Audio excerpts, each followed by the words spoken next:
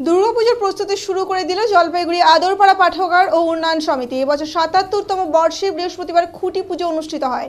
প্রতি বছর তাদের ক্লাবের বিশেষ চমক থাকে দুর্গাপুজোর। উল্লেখ্য, জলপাইগুড়ি শহরের দুর্গাপুজো কমিটিগুলোর মধ্যে এই পুজোর গুরুত্ব রয়েছে।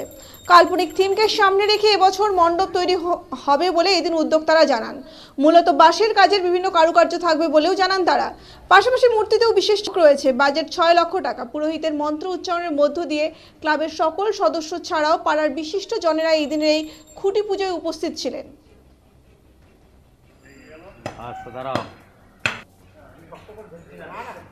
আমাদের এবার থিম হচ্ছে একটি কাল্পনিক থিম আমরা তুলে ধরছি জলপাইগুড়িবাসীর জন্য।